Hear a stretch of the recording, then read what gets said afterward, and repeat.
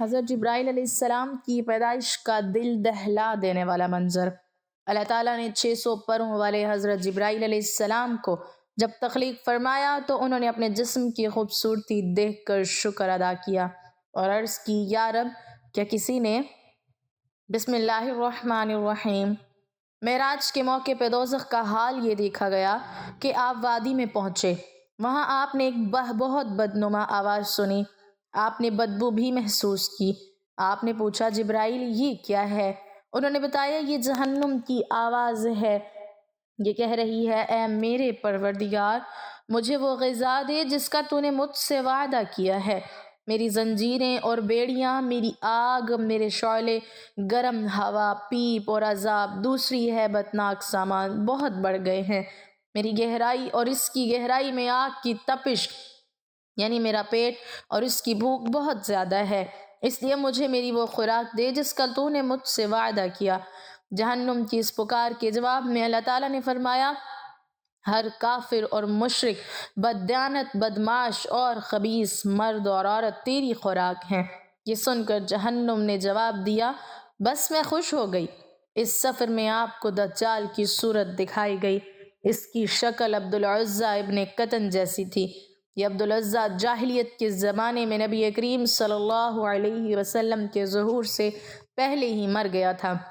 آپ کو وہاں کچھ لوگ دکھائی دیے گئے، ان کے ہونٹ اونٹوں کے ہونٹ جیسے تھے اور ان کے ہاتھوں میں پتھروں کی طرح بڑے بڑے انگارے تھے، یعنی اتنے بڑے بڑے تھے کہ ایک ایک انگارے میں ان کا ہاتھ بھر گیا تھا۔ وہ لوگ انگاروں کو اپنے منہ میں ڈالتے تھے۔ آپ نے یہ منظر دیکھ کر جبرائیل علیہ السلام سے پوچھا، جبرائیل یہ کون لوگ ہیں؟ جواب میں انہوں نے بتایا، یہ وہ لوگ ہیں جو زبردستی اور ظلم سے یتیموں کا مال کھاتے تھے۔ اس کے بعد آپ نے کچھ لوگ دیکھے جن کے سامنے ایک طرف بہترین قسم کا گوشت رکھا ہے، دوسری طرف سڑا ہوا بدبودار گوشت تھا۔ وہ اچھا گوشت چھوڑ کر بدبودار گوشت کھا رہے تھے۔ آپ نے جبرائیل علیہ السلام سے پوچھا، یہ کون لوگ ہیں؟ انہوں نے بتایا، یہ وہ لوگ ہیں جن کو اللہ تعالیٰ نے پاک دامن عورتیں یعنی بیویاں دی تھیں، مگر یہ انہیں چھوڑ کر دوسری عورتوں کے پاس جاتے تھے، یا وہ ایسی عورتیں ہیں جو اپنے خامند کو چھوڑ کر دوسرے مردوں کے پاس جاتی تھیں۔ آپ نے وہاں ایسے لوگ دیکھے جو اپنے ہی جسم سے پہلوؤں کا گوشت نوچ نوچ کر کھا رہے تھے۔ ان سے کہا جا رہا تھا، یہ بھی اس طرح کھاؤ جس طرح تم اپنے بھائی کا گوشت کھایا کرتے تھے۔ آپ نے دریافت فرمایا، یہ کون لوگ ہیں؟ جبرائیل علیہ السلام نے کہا، یہ وہ لوگ ہیں جو ایک دوسرے پر آوازیں کسا کرتے تھے۔ جہنم دکھانے کے بعد آپ کو جنت دکھائی گئی۔ آپ نے وہاں موتیوں کے بنے ہوئے گنبد دیکھے، وہاں کی مٹی مشک کی تھی۔ آپ نے جنت میں انار دیکھے، وہ بڑے بڑے ڈولوں جتنے تھے، اور جنت کے پردوں اونٹوں جتنے بڑے تھے۔ ساتوں آسمان کی سیر کے بعد آپ کو سدرۃ المنتہا تک لے جایا گیا۔ یہ بیری کا ایک درخت ہے۔ حضور اکرم صلی اللہ علیہ وسلم نے سدرۃ المنتہا کی جڑ میں ایک چشمہ دیکھا، اس سے 2 نہریں پھوٹ رہی تھیں، ایک کا نام کوثر اور دوسری کا نام رحمت۔ آپ نے فرمایا، میں نے اس چشمے میں غسل کیا۔ ایک روایت کے مطابق سدرۃ المنتہا کی جڑ سے جنت کی 4 نہریں نکل رہی ہیں، ان میں سے ایک نہر پانی کی، دوسری دودھ کی، تیسری شہد کی اور چوتھی نہر شراب کی۔ اسی وقت سدرۃ المنتہا کے پاس آپ نے جبرائیل علیہ السلام کو ان کی اصل شکل میں دیکھا، یعنی جس شکل میں اللہ تعالیٰ نے بنایا۔ ان کے 600 پر ہیں اور ہر پر اتنا بڑا کہ اس سے آسمان کا کنارہ چھپ جائے۔ ان پروں سے رنگا رنگ موتی اور یاقوت اتنی تعداد میں گر رہے تھے کہ ان کا شمار اللہ ہی کو معلوم ہے۔ پھر ایک بدلی نے آپ کو آ کر گھیر لیا، آپ کو اسی بدلی کے ذریعے اوپر اٹھا لیا گیا۔ جبرائیل وہیں رہ گئے۔ بدلی کی جگہ بعض روایت میں ایک سیڑھی کے ذریعے اٹھانے کا ذکر بھی آیا ہے۔ یہاں آپ نے سریل الاقدام یعنی لوح محفوظ پر لکھنے والے قلموں کی سرسراہٹ کی آوازیں سنی۔ یہ تقدیر کے قلم تھے اور فرشتے ان سے مخلوق کی تقدیریں لکھ رہے تھے۔ اس تفصیل سے معلوم ہوا کہ جبرائیل علیہ السلام سدرۃ المنتہا سے آگے نہیں گئے، اور یہ بھی معلوم ہوا کہ سدرۃ المنتہا 7ویں آسمان سے اوپر ہے۔ بعض علماء نے لکھا ہے کہ عرش عظیم کے دائیں طرف ہے۔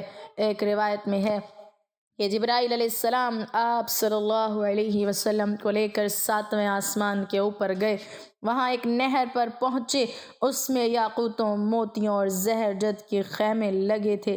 اس نہر میں ایک سبز رنگ کا پرندہ تھا، وہ اس قدر حسین تھا کہ اس جیسا پرندہ کبھی نہیں دیکھا گیا۔ جبرائیل علیہ السلام نے بتایا کہ یہ نہر کوثر ہے جو اللہ تعالیٰ نے آپ کو عطا فرمائی ہے۔ آپ فرماتے ہیں میں نے دیکھا اس میں یاقوت اور زمرد کے تھالوں میں رکھے ہوئے سونے اور چاندی کے جام تیر رہے تھے۔ اس نہر کا پانی دودھ سے زیادہ سفید تھا۔ میں نے ایک جام اٹھایا، اس نہر سے بھر کر پیا تو وہ شہد سے زیادہ میٹھا اور مشک سے زیادہ خوشبودار تھا۔ آپ فرماتے ہیں جبرائیل علیہ السلام مجھے لیے ہوئے سدرۃ المنتہا تک پہنچے، اس کے پاس حجاز اکبر ہے۔ حجاز اکبر کے پاس پہنچ کر انہوں نے کہا میری پہنچ کا مقام یہاں ختم ہو گیا، اب آپ آگے تشریف لے جائیں۔ آپ فرماتے ہیں میں آگے بڑھا یہاں تک کہ میں سونے کے ایک تخت تک پہنچ گیا، اس پر جنت کا ریشمی قالین بچھایا تھا۔ اسی وقت میں نے جبرائیل علیہ السلام کی آواز سنی، وہ کہہ رہے تھے اے محمد اللہ تعالیٰ نے آپ کی تعریف فرمائی ہے۔ آپ فرماتے ہیں میں آگے بڑھا یہاں تک کہ میں سونے کی ایک تخت تک پہنچ گیا، اس پر جنت کا ریشمی قالین بچھایا تھا۔ اسی وقت میں نے جبرائیل علیہ السلام کی آواز سنی، وہ کہہ رہے تھے اے محمد آپ کی تعریف اللہ فرما رہے ہیں، آپ سنیے اور اطاعت کیجیے، آپ کلام الہی سے دہشت زدہ نہ ہوں۔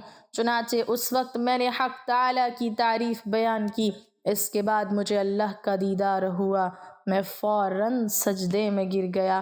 پھر اللہ نے مجھ پر وحی اتاری، وہ یہ تھی کہ اے محمد جب تک آپ جنت میں داخل نہیں ہو جائیں گے اس وقت تک تمام نبیوں کے لیے جنت حرام رہے گی، اس طرح جب تک آپ کی امت جنت میں داخل نہیں ہوگی تمام امتوں کے لیے جنت حرام رہے گی۔ اس کے علاوہ اللہ تعالیٰ نے فرمایا اے محمد ہم نے کوثر آپ کو عطا فرما دی ہے، اس طرح آپ کو یہ خصوصیت حاصل ہو گئی کہ تمام جنتی آپ کے مہمان ہوں گے۔ اس کے بعد 50 نمازیں فرض ہوئیں۔ 50 نمازیں حضرت موسیٰ علیہ السلام کے مشورے سے کم کرائی گئی، یہاں تک کہ ان کی تعداد 5 کر دی گئی۔ تاہم اللہ تعالیٰ نے فرمایا اے محمد ہر روز یہ 5 نمازیں ہیں، ان میں سے ہر ایک کا ثواب 10 کے برابر ہوگا، اور اس طرح ان 5 نمازوں کا ثواب 50 نمازوں کے برابر ملے گا۔ آپ کی امت میں سے جو شخص بھی نیکی کا ارادہ کرے اور پھر نہ کر سکے تو میں اس کے حق میں صرف ارادہ کرنے پر 1 نیکی لکھوں گا، اگر اس نے وہ عمل نیک کر لیا تو اسے 10 نیکیوں کے برابر لکھوں گا، اور جو شخص کسی بدی کا ارادہ کرے اور پھر اس کو نہ کرے تو بھی اس کے لیے 1 نیکی لکھ دوں گا، اور اگر اس نے وہ بدی کر لی تو اس کے نتیجے میں 1 بدی لکھوں گا۔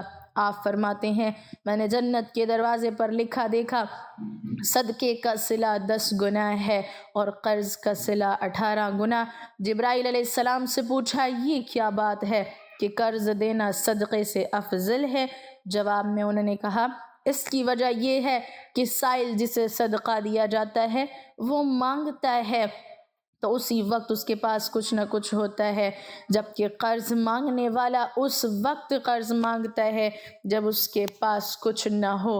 حضور اقدس صلی اللہ علیہ وسلم نے معراج کے دوران جہنم کے داروغہ مالک کو دیکھا، وہ انتہائی سخت طبیعت کا فرشتہ ہے، اس کے چہرے پر غصہ اور غضب رہتا ہے۔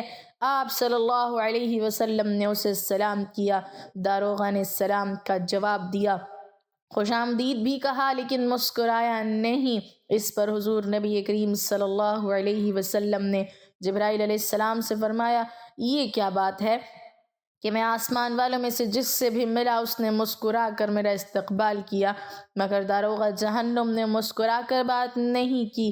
اس پر جبرائیل علیہ السلام نے کہا کہ جہنم کا داروغہ ہے جب سے پیدا ہوا ہے آج تک کبھی نہیں ہنسا، اگر یہ ہنس سکتا تو صرف آپ ہی کے لیے ہنستا۔ یہ بات اچھی طرح جان لیں کہ نبی کریم صلی اللہ علیہ وسلم کو معراج جاگنے کی حالت میں جسم اور روح دونوں کے ساتھ ہوئی۔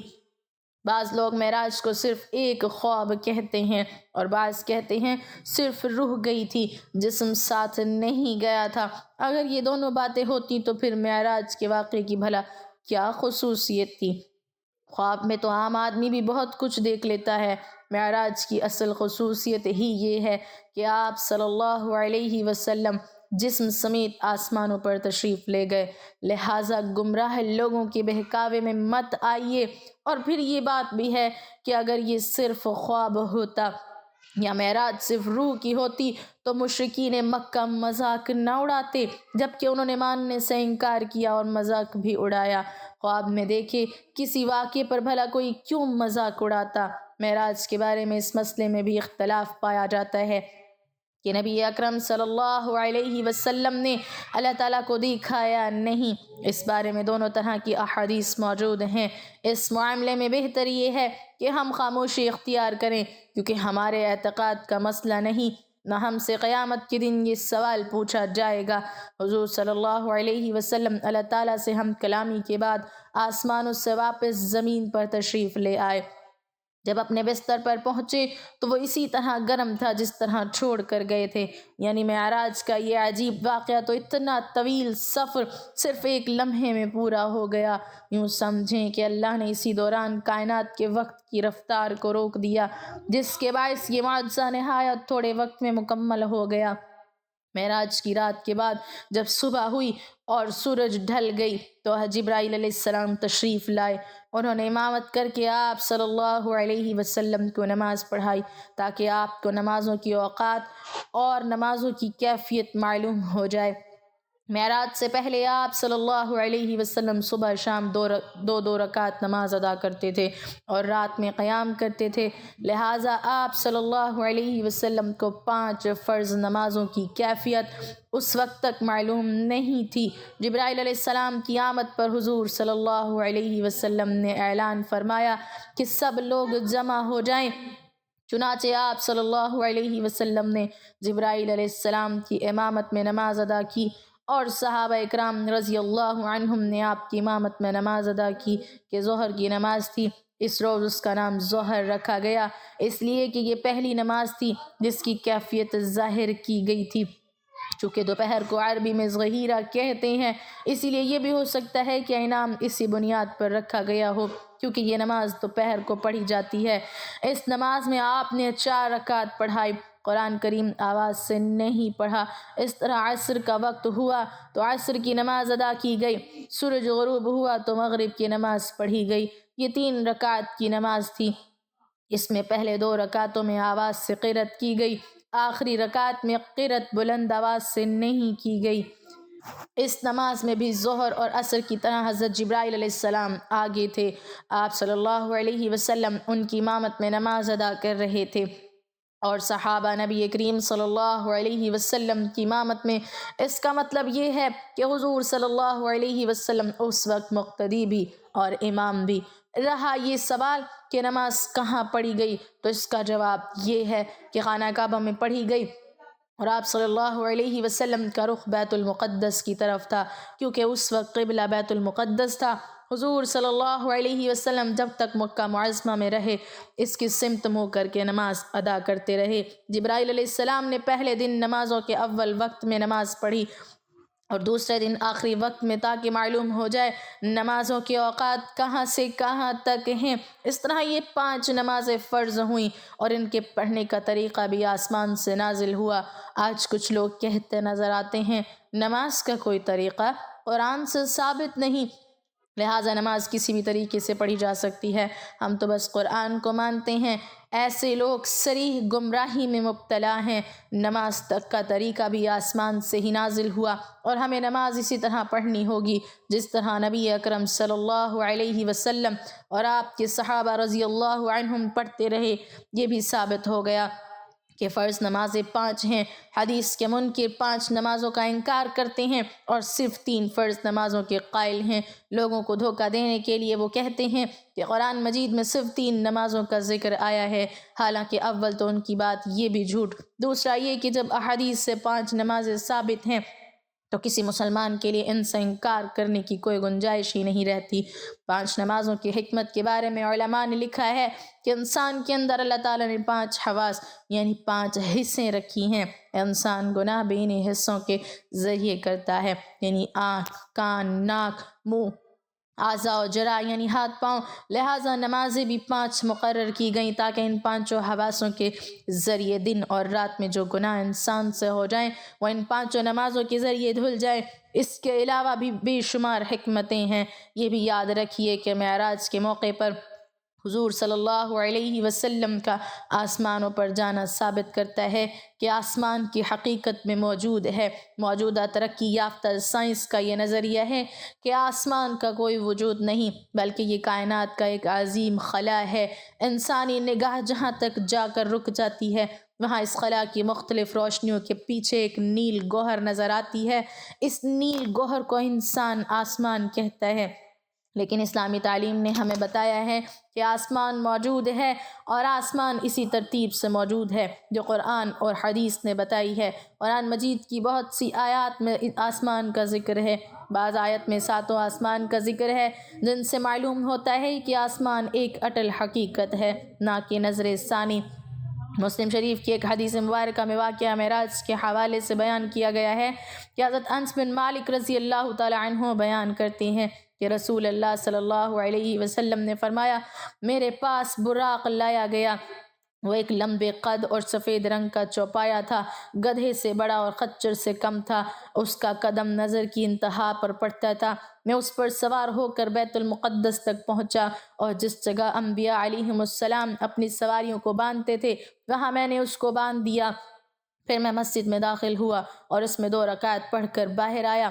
جبرائیل علیہ السلام میرے پاس ایک برتن میں شراب اور دوسرے میں دودھ لے کر آئے، میں نے دودھ لے لیا۔ جبرائیل علیہ السلام نے کہا کہ آپ نے فطرت کو اختیار کیا۔ پھر مجھے آسمان پر لے جایا گیا اور جبرائیل علیہ السلام نے آسمان کا دروازہ کھٹکھٹایا۔ پوچھا تم کون ہو؟ کہا جبرائیل۔ پوچھا تمہارے ساتھ کون ہے؟ کہا محمد صلی اللہ علیہ وسلم۔ پوچھا کیا انہیں بلایا گیا ہے؟ کہا ہاں انہیں بلایا گیا ہے۔ حضور صلی اللہ علیہ وسلم نے فرمایا پھر ہمارے لیے آسمان کا دروازہ کھول دیا گیا۔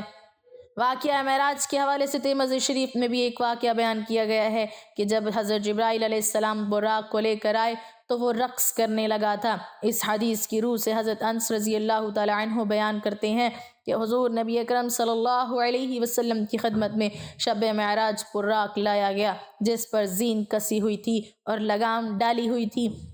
حضور نبی اکرم صلی اللہ علیہ وسلم کے سواری بننے کی خوشی میں اس براق کے رقص کی وجہ سے آپ صلی اللہ علیہ وسلم کا اس پر سوار ہونا مشکل ہو گیا۔ تو حضرت جبرائیل علیہ السلام نے اسے کہا کیا تو حضور نبی اکرم صلی اللہ علیہ وسلم کے ساتھ اس طرح کر رہا ہے، حالانکہ آج تک تجھ پر کوئی ایسا شخص سوار نہیں ہوا جو اللہ تعالیٰ کی بارگاہ میں آپ صلی اللہ علیہ وسلم جیسا معزز و محترم ہو۔ یہ سن کر وہ براق شرم سے پسینہ پسینہ ہو گیا تھا۔ حضرت عائشہ رضی اللہ تعالی عنہا فرماتی ہیں حضرت صلی اللہ علیہ وسلم پر وحی کا ابتدائی دور اچھے سچے پاکیزہ خوابوں سے شروع ہوا۔ آپ خواب میں جو کچھ دیکھتے وہ صبح کی روشنی کی طرح صحیح اور سچا ثابت ہوتا۔ پھر من جانب قدرت آپ تنہائی پسند ہو گئے اور آپ صلی اللہ علیہ وسلم نے غار حرا میں خلوت نشینی اختیار فرمائی اور کئی دن اور رات وہاں مسلسل عبادت اور یاد الہی اور ذکر و فکر میں مشغول رہتے۔ جب تک گھر آنے کو دل نہ چاہتا توشہ ہمراہ لیے ہوئے وہاں رہتے۔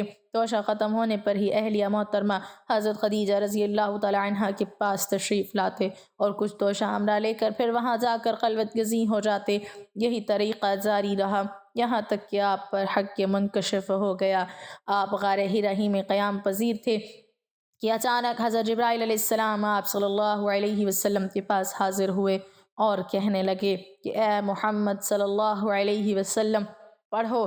آپ فرماتے ہیں کہ میں نے کہا کہ میں پڑھنا نہیں جانتا۔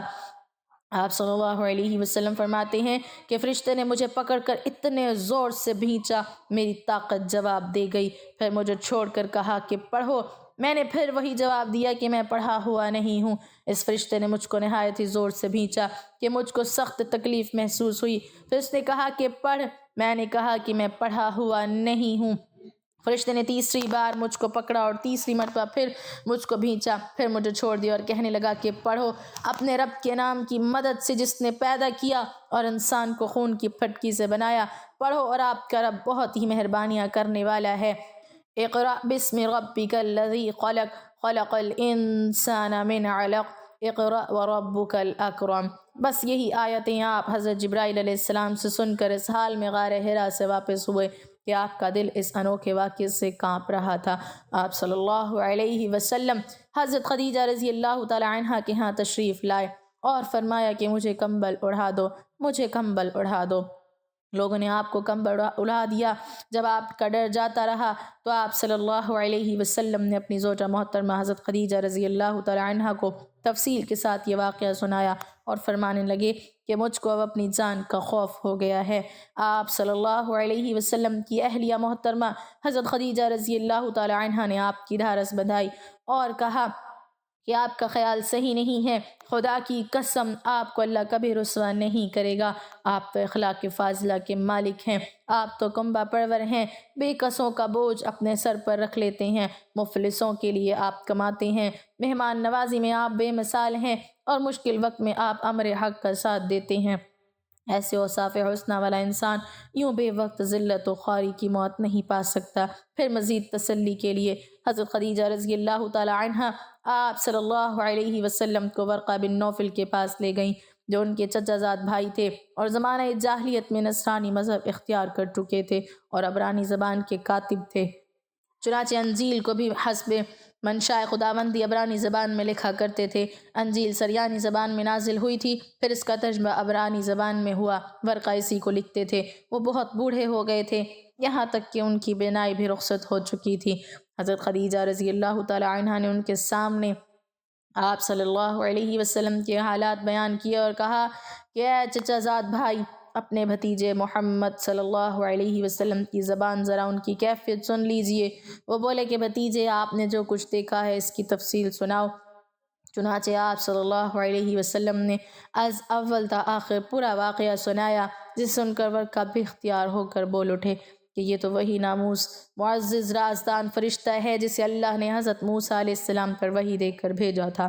کاش میں آپ صلی اللہ علیہ وسلم کے اس عہد نبوت کے شروع ہونے پر جوان عمر ہوتا، کاش میں اس وقت تک زندہ رہتا جبکہ آپ کی قوم آپ کو اس شہر سے نکال دے گی۔ رسول کریم صلی اللہ علیہ وسلم نے سن کر تعجب سے پوچھا کہ کیا وہ لوگ مجھ کو نکال دیں گے، حالانکہ میں تو ان میں صادق و امین مقبول ہوں؟ ورقہ بولا، ہاں یہ سب کچھ سچ ہے، مگر جو شخص بھی آپ صلی اللہ علیہ وسلم کی طرح امر حق لے کر آیا، لوگ اس کے دشمن ہو گئے۔ اگر مجھے آپ صلی اللہ علیہ وسلم کی نبوت کا وہ زمانہ مل جائے تو میں آپ کی پوری مدد کروں گا۔ مگر ورقہ کچھ دنوں کے بعد انتقال کر گئے۔ پھر کچھ عرصہ تک وحی کی آمد موقوف رہی۔ امام بخاری علیہ رحمہ نے نقل کیا ہے، ایک روز رسول اللہ صلی اللہ علیہ وسلم نے حضرت عائشہ رضی اللہ تعالی عنہ سے فرمایا، کیا انہوں نے احد کے دن سے زیادہ سخت دن کبھی دیکھا ہے؟ پھر خود ہی ارشاد فرمایا، میں نے وہ دن دیکھا ہے۔ اس روز ابن عبد یا لیل بن عبد الکلال نے سمجھو میری جان ہی لے لی تھی، لیکن میں نے اپنے آپ کو اللہ کی پناہ میں دے دیا تھا اور اسی سے مدد کا طالب تھا۔ بحر کیف، اس نامراد اور دوسرے کفار مکہ نے مجھ پر اتنا ظلم کیا کہ میں بتا نہیں سکتا۔ جب کفار مکہ اور خود میری قوم کی طرف سے مجھ پر یہ ظلم ہو رہا تھا، میری نگاہ آسمان کی طرف اٹھی، دیکھا کہ ایک بادل مجھ پر سایہ فگن ہے اور اس میں سے ایک فرشتہ زمین کی طرف آ رہا ہے۔ وہ جب اور زیادہ قریب ہوا تو دیکھا کہ وہ جبرائیل ہیں۔